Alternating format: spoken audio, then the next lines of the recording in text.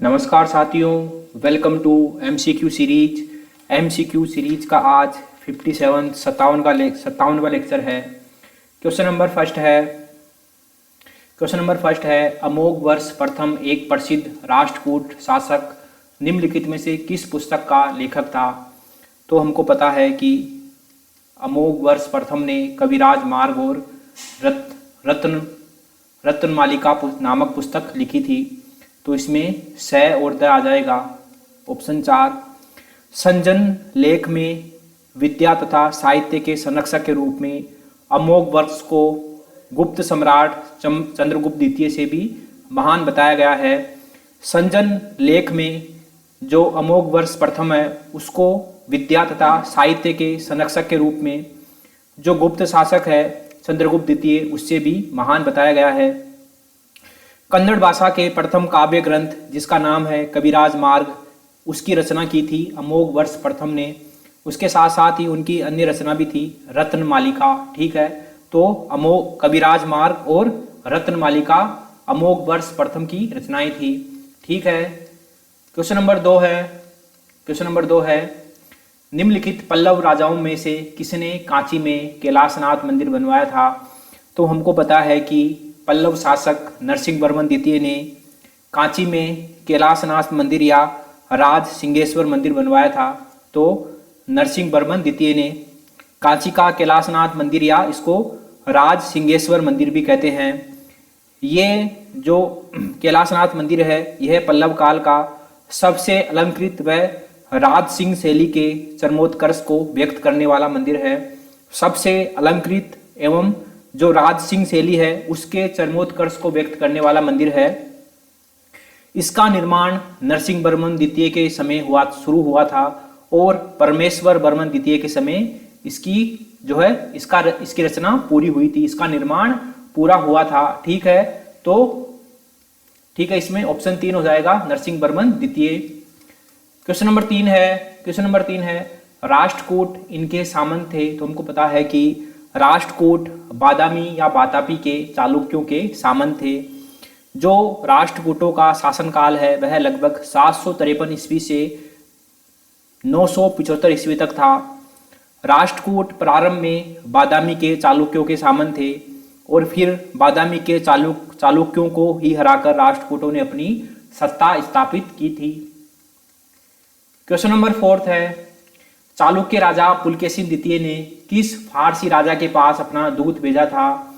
तो हमको पता है कि चालुक्य राजा पुलकेशिन द्वितीय ने फारस के राजा खुसरो द्वितीय के पास अपना दूत भेजा था। अरब लेखक ताबरी के अनुसार परमेश यानी कि पुलकेशिन द्वितीय ने 625 ईस्वी में अपना एक दूत मंडल फारस के शाह खुसरो द्वितीय के दरबार में भेजा था और ये जो दूत मंडल है इसके साथ हाथी, एक पत्थर तथा बहुमूल्य उपहार भी भेजे गए थे। बदले में खुसरो द्वितीय ने भी अपना एक दूत मंडल चालुक्य शासक के दरबार में भेजा था। जो अजंता गुफा संख्या नंबर 1 है उसके भित्ति चित्रों में फारस के दूत मंडल को पुलकेशिन द्वितीय के सम्मुख अपना परिचय पत्र प्रस्तुत करते हुए तथा स्वागत करते हुए दिखाया गया है। ठीक है, तो इसमें आ जाएगा खुसरो द्वितीय।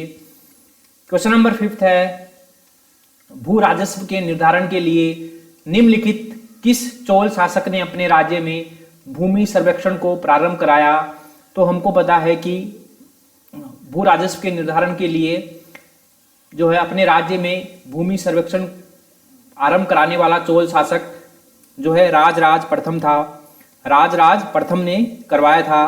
राजराज प्रथम ने लगभग 1000 ईस्वी में संपूर्ण साम्राज्य की भूमि की पैमाइश तथा सर्वेक्षण करवाया और विभिन्न प्रकार की भूमि का वर्गीकरण करवाया तथा उसके आधार पर जो वर्गीकरण करवाया था उसके आधार पर नए प्रकार के करों का निर्धारण किया और कर न चुकाने वाले को भूमि से बेदखल कर दिया गया। ठीक है, उसके साथ ही मंदिरों के प्रशासनों के नियमन हेतु राज्य अधिकारियों की नियुक्ति की गई तथा ग्राम सभाओं के हिसाब किताब देखने की व्यवस्था की गई। तो इतना काम किया गया राजराज प्रथम के द्वारा।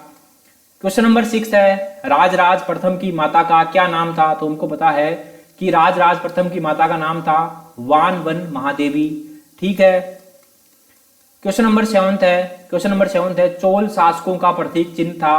तो चोल शासकों का प्रतीक चिन्ह था बाघ। ठीक है। क्वेश्चन नंबर 8 है चोल राजाओं में किस एक ने सिलोन पर विजय प्राप्त की थी।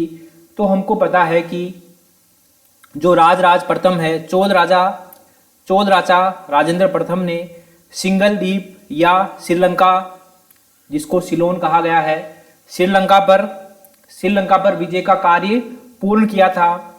हमको पता है कि जो राजराज प्रथम है उन्होंने श्रीलंका पर आक्रमण कर वहां का जो उत्तरी प्रदेश है उस पर अपना अधिकार कर लिया था, परंतु संपूर्ण श्रीलंका पर वह अधिकार नहीं कर पाए थे।